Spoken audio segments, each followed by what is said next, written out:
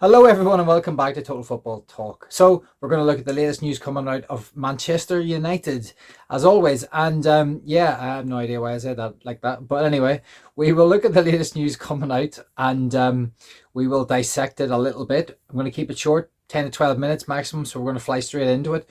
I'm Keith, I'm the host of this little channel. Thank you very much, everyone, for joining me. Really appreciate it.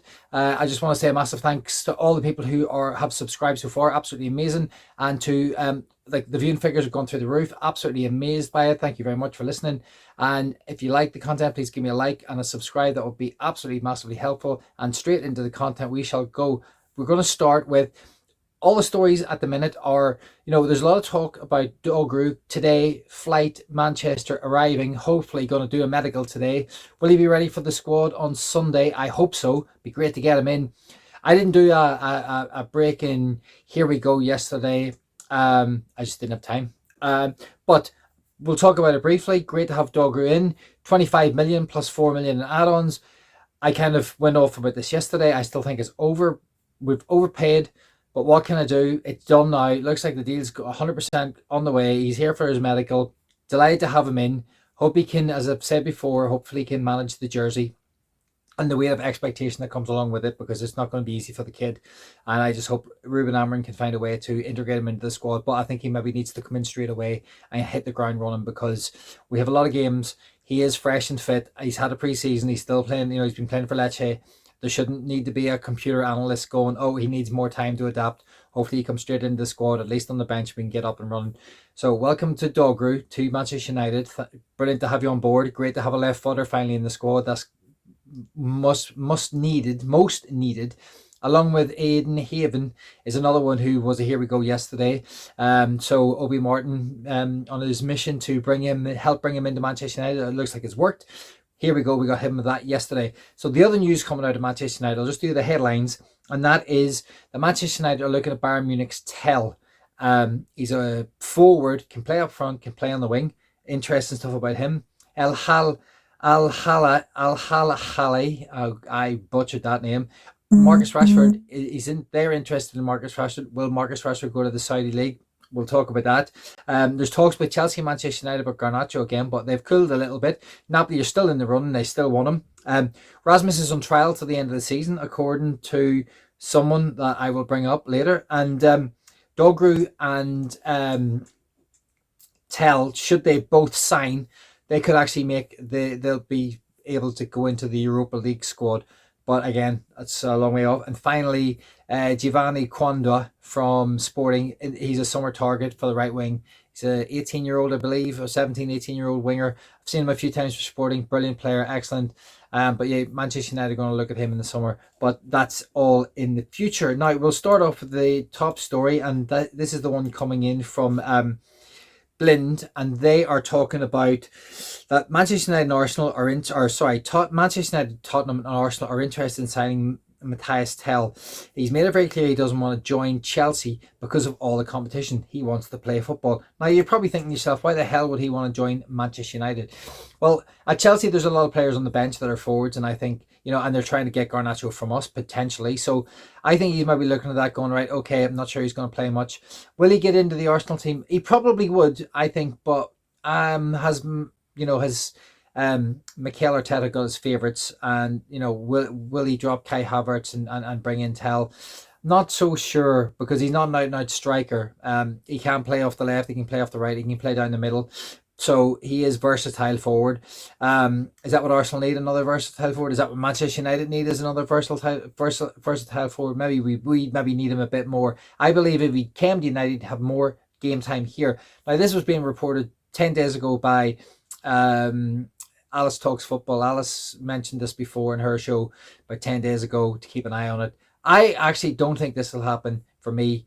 Good player, promising, young, but his contract is with Bayern Munich till 2029. So even though he's not a massive wages, I still think this would be a difficult deal to do between now and the end of the window. So I have a feeling that maybe this is one we'll kind of relook in the summer, but I just don't think. I'd be surprised if Manchester United did it. Maybe if Rashford and Garnacho went, then we'd have to bring someone in, and this could go to transfer deadline day, and maybe that's where this is all heading. Good player, interesting player, but yeah, wants more game time and isn't getting it Bayern Munich. They've quite a substantially. They've got a lot of forwards, and he can't get into that team at the minute.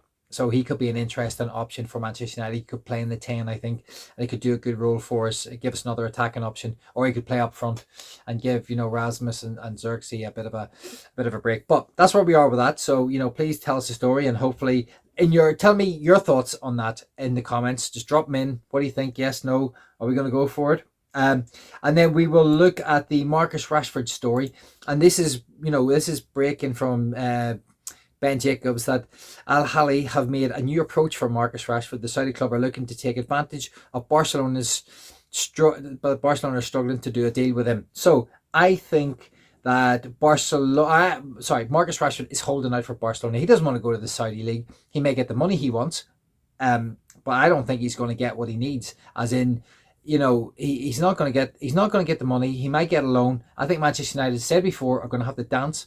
They're going to have to pay him some money to get him out of the club and get him to Barcelona. They're going to have to take a massive hit on the wages. He needs to play. Essentially, he needs to go out there and play. He's still got a long contract. He is still worth money. He's still valuable to the club. Get him out. Get him playing. Get that price tag up. And but do what you have to do to service this. Make it happen. So that's where we are with the Marcus Rashford story. We'll move on to the Garnacho one, and that is that Chelsea have slowed down they've slowed down over the weekend in terms of their interest for Garnacho. Now, is this mind games? Have Manchester United set a price? I think they have. I think they've said between 55, 60 million, whatever it is. I think they've said this is it, take it or leave it. We're not going any lower than that. I think Napoli and Chelsea are going to kind of hold out until the final throws of the transfer window before they can decide on whether they want to go for it. Now, we know that Napoli are desperate for someone because, obviously they let Kvaratskhelia go. Can't say his name still. They let him go to PSG and they need a replacement. They haven't found one yet, and they don't want to spend all their money that they've made on that transfer on Garnacho. So, will Manchester United do a deal of running around 40 million? I hope not, because if not, I think that's ridiculous. Considering we've just paid 20 million or 25 million plus 4 million in add-ons for Dogru, who is very inexperienced and got a lot to learn. Garnacho, I think, is further down the road with development, especially after having played in the Premier League. I just think this is a deal where Manchester United need to hold out and make sure that they get the deal that they want if they're going to sell him, which I hope they don't. I hope he stays. I hope when the transfer window closes, he's still here. He gets his head down. He carries on doing what he's doing now, creating chances, scoring some goals, and helping fire us up this league because we need to. Okay, so that's that one. And we'll look at this little story which is coming in from Alex Krug of TalkSport. Alex is talking about Rasmus Højlund being on trial between now and the end of the season. Rubin Amorim has been far from convinced by the player. Now, Alex has some really good sources around Manchester United, and I think Rubin likes Højlund, but I think he's young, he's raw, and he needs a lot of development. I've talked about this before. Has he got the time? Has Rubin got the time to develop this kid? If there was another striker who was in position, able to help him alleviate some of that pressure of him and Xerxes, I think Rasmus would have a really good chance of thriving. But I think, unfortunately, he's just struggling a little bit at the minute. I rate him. I still think he's a really good player. I still think there's a great player in there in the future. I just hope he can find a way through this. I hope the second half of the season he can get some goals, he can get some confidence, because that's all he needs, and we can get him firing somehow. But they need to create chances. Absolutely got to create chances for this kid, which they haven't done. Manchester United very rarely create chances for Højlund, and his statistics back that up. So we need to sort that one out quickly. And then there's a couple of other little bits of stories in the MEN are reporting that both Dogru and Tel will be added to the Europa League squads for the second half of the season. Had Manchester United signed any players in the early days of the January window, rules state that new players could not be added to the UEFA squad until after the league phase has been completed. So, should we get anyone in, we should be able to get them available to play for the second part of the Europa League. And let's hope that's not in the qualifiers. Let's hope we can do the business in Bucharest tomorrow night and get a result and hold that place down in the top 8 and not have to worry about extra games. And then the last little story is on Geovany Quenda.